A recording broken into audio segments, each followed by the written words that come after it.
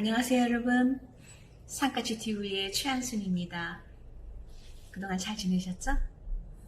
오늘은 먼저 헐트만의 노래를 문정서 씨가 번역한 날 구원하신 주 감사 먼저 부를게요.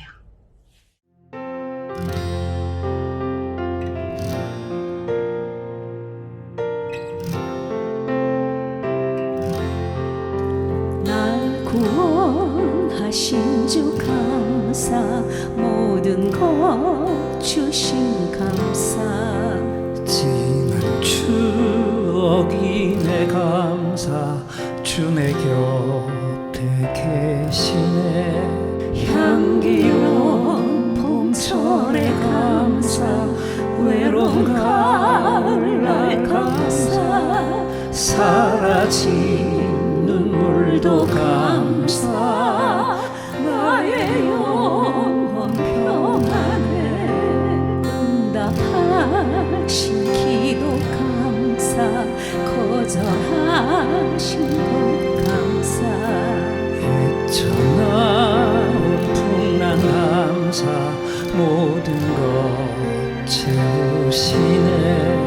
아픔과 기쁨도 감사, 절망 주미로 감사.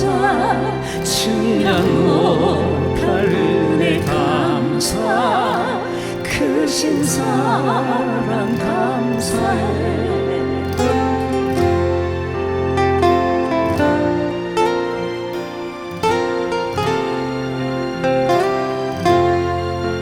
길가에 장미꽃 감사, 장미 가시도 감사.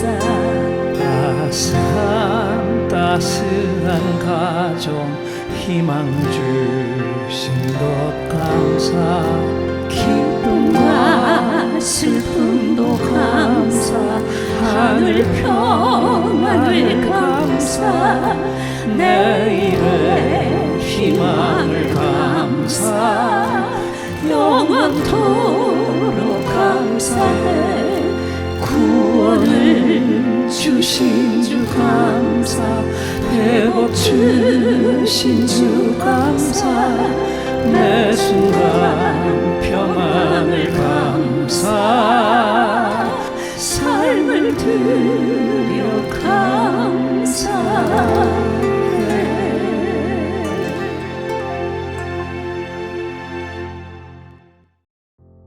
오늘은 어버이 주일을 맞아 워페어 히스토리 네트워크에 실린 시카고 오헤어 공항의 명칭이 붙여진 감동의 사연을 읽어드릴게요.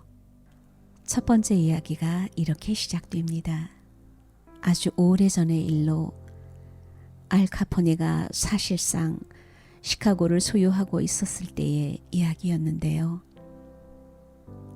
알 카포네는 영웅이 아니죠. 아주 나쁜 자였고 밀주매매와 매춘 그리고 살인을 일삼아서 도시 전체를 곤란에 빠지게 했던 악명 높은 자였어요. 이 알 카포네에게 별명이 이지 에디라는 아일랜드 출신의 변호사가 있었어요. 이렇게 악랄한 범죄자 알 카포네를 법적으로 요리조리 돌려서 아주 오랜 시간 형무소에 가는 걸 막아준 장본인이었는데, 알 카포네도 그 의리에 답하고자 이 변호사에게 큰 돈을 지불했다고 해요. 직접적인 사례비뿐만 아니라 사업회 당금조로 하인까지 딸린 성 같은 맨션에서 이 변호사와 식구 전체가 호의호식할 수 있게 해주었죠. 그래서 그 저택은 시카고 거리의 한 블록을 몽땅 차지할 정도로 컸고, 이 에디는 시카고 마피아 최고의 생활을 누렸으며 주변에서 자행되는 범죄 행위에는 전혀 신경을 쓰지 않았는데, 그런 에디에게도 한 가지 아킬레스건이 있었어요. 그에게는 끔찍하게 사랑하는 아들이 하나 있었거든요.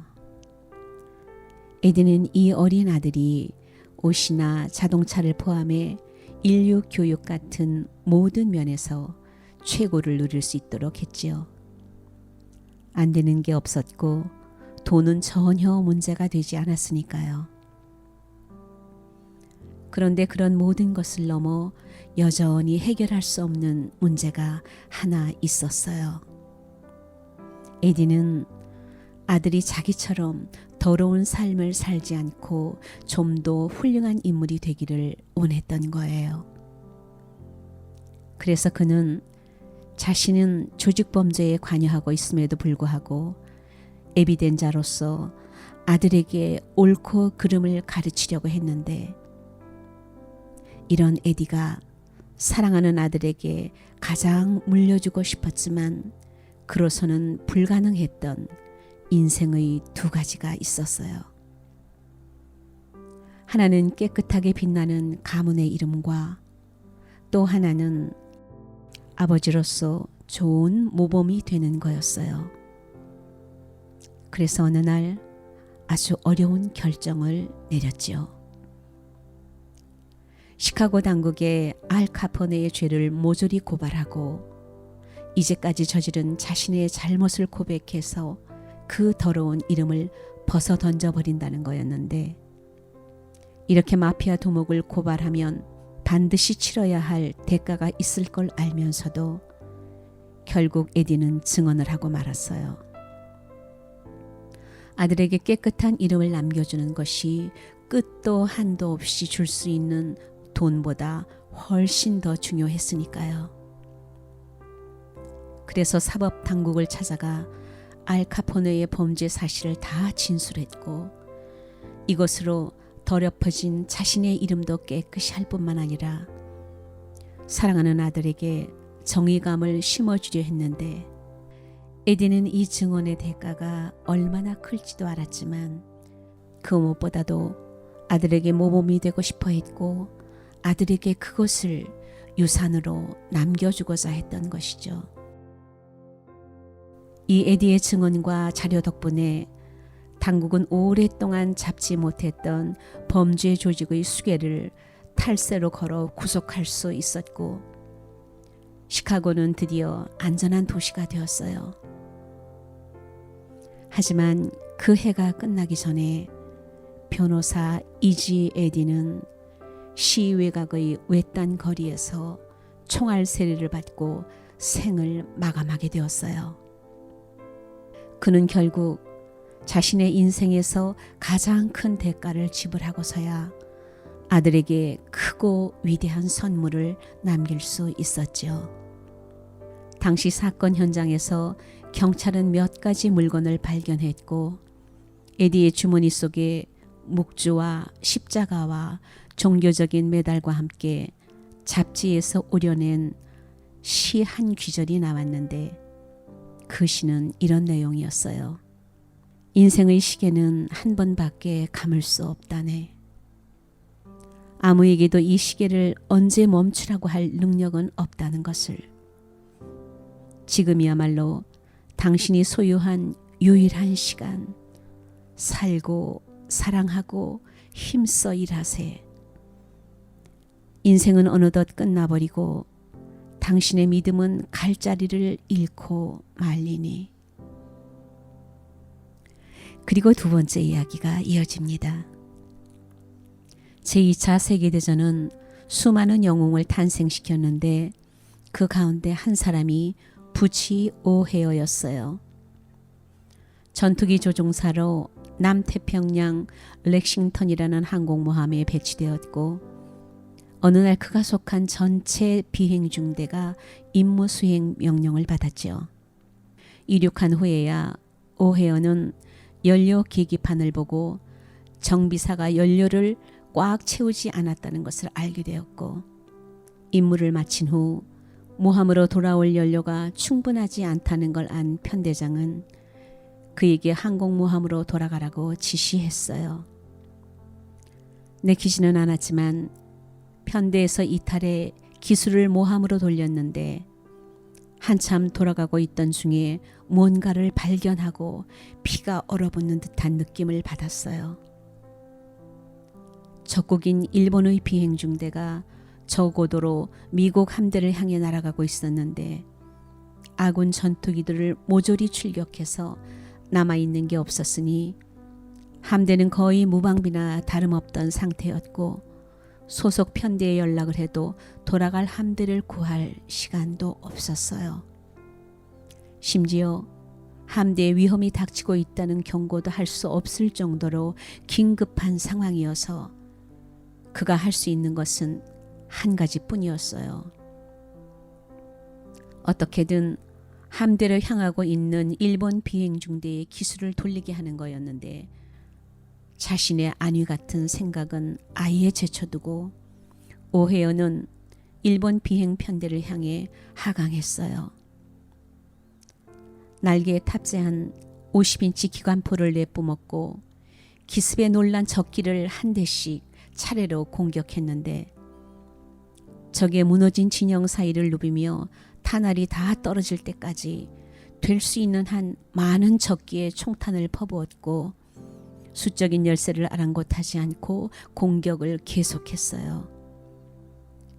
될 수 있는 대로 많은 적기의 피해를 주려는 생각에 탄약이 떨어진 뒤엔 돌진까지 해가며 최소한 날개나 꼬리를 날려버리려고 애를 쓰면서 필사적으로 일본 비행 중대가 미군 함대에 이르지 못하도록 모든 방법을 다 동원했어요. 마침내 상황이 좋지 않다고 판단한 일본 항공편대는 기술을 돌렸고 오헤어는 안도의 한숨을 내쉬며 누더기가 된 자신의 전투기와 함께 항공모함으로 겨우 돌아올 수 있었어요. 도착하자마자 보고를 통해 무슨 일이 있었는지를 설명했고 그의 비행기에 탑재된 카메라 필름이 사건의 전모를 구체적으로 밝혀주었어요. 오헤어는 혼자서 총 5대의 적기를 파괴했고요. 좀 지나서의 일이지만 그는 이 일로 인해 영웅으로 인정돼 국가가 주는 최고 무공훈장이자 가보로서 대대로 물려주는 영광인 의회 명예 훈장을 받을 수 있었어요. 그리고 오헤어는 훈장 수여 1년 뒤에 벌어진 한 공중전에서 분투 끝에 장렬히 산화하고 말았어요. 그의 고향인 시카고 사람들은 2차 대전의 가장 위대했던 영웅 중 한 명의 기억이 그대로 사라지는 것을 용납하지 못했고 그래서 일리노이는 물론 중서부에서 가장 큰 국제공항에 그의 이름을 붙였습니다. 시카고 오헤어 공항은 이 위대한 사람의 용기를 기리기 위해 그의 이름을 따서 명명되었고 공항 터미널 1과 2 사이에 부치 오헤어의 동상이 있습니다. 그나저나 지금쯤 이 이야기를 듣고 있는 분들은 첫 번째 이야기와 두 번째 이야기가 서로 무슨 상관이 있는지 의아해 하시겠죠? 이 두 이야기가 무슨 관계가 있을까요? 이런 위대한 전쟁 영웅 부치 오헤어는 다름이 아닌 알 카포네를 고발해 일망타진케 한 변호사 이지 에디가 그토록 끔찍이 사랑한 그의 아들이었어요. 자신은 범죄자의 더러운 돈으로 치부하며 살았어도 아들에게만은 명예로운 아버지가 되고 아들도 그런 삶을 살도록 목숨까지 내걸었던 아버지의 희생이 결코 헛되지 않아서 그 열매로 모든 사람들이 영원히 흠모할 만한 전쟁 영웅으로 아들이 세워졌다는 사실입니다. 부모의 희생이 자녀를 확실한 반석 위에 세운 것인데 이 땅의 부모들은 이렇게 자식을 위해서는 자신의 모든 것까지 아끼지 않고 희생을 행한 고귀한 분들이시죠. 성경에 한 알의 미랄이라는 이야기가 나오죠. 한 알의 미랄이 땅에 떨어져 죽지 않으면 한 알 그대로 있고 죽으면 많은 열매를 맺는다고요. 오늘도 내가 가장 가까이에 있는 내 자녀와 나의 친구들을 위해 썩어지고 죽어줄 일이 있다면 그게 무엇일까요? 나를 희생하는 일이겠지요. 그 희생의 본을 이루신 분이 계십니다. 이 땅에 인간의 몸으로 찾아오신 예수님, 자기를 찌르는 자들까지 용서하시면서 그들에게까지 구원에 이를 길을 열어주셨죠. 그래서 십자가는 이 세상에서 가장 위대한 하나님 사랑의 흔적이며 증표입니다. 어버이날을 지내면서 부모님 은혜에 다시 감사를 드리며 이제는 이 땅의 가장 위대하신 아버지의 사랑, 십자가 죽음의 사랑을 드러낸 찬양, 문찬호의 곡 사랑의 손길을 부르겠습니다.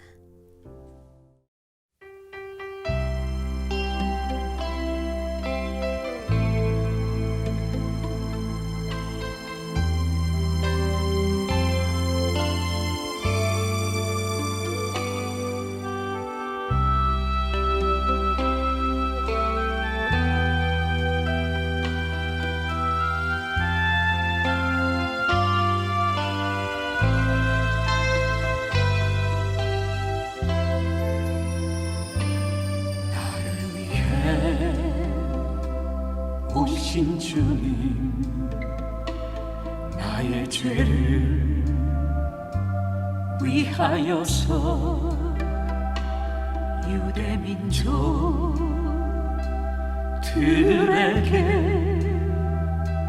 잡히시던 그날 밤에 아무런 말도 없이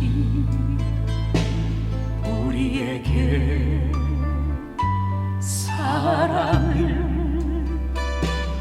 보여주신 주님 예수,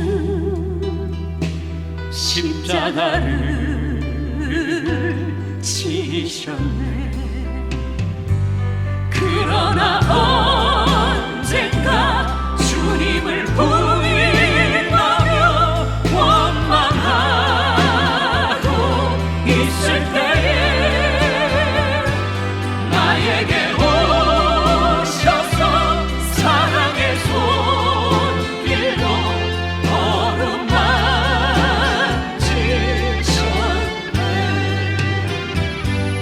거절할 수 없어, 외면할 수 없어. 주님의 그 손을 잡았었네.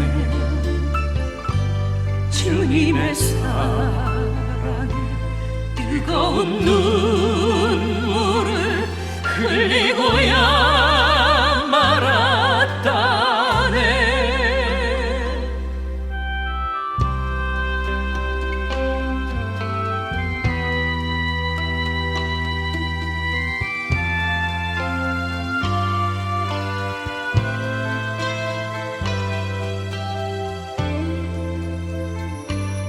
이 세상에 오신 주님, 나의 죄를 위하여서 로마 병정 창과 칼에 찔리시던 그날 오후 아무런 말도 없이 우리에게 평안을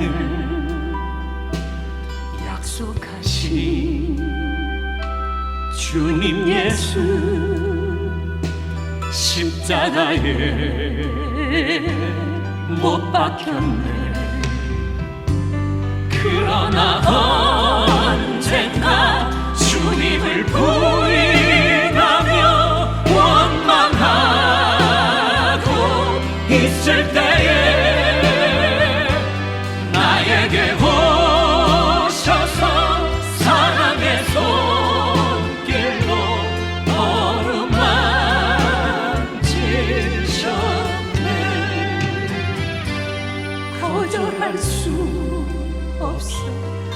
외면할 수 없어 주님의 그 손을 잡았었네. 주님의 사랑에 뜨거운 눈물을 흘리고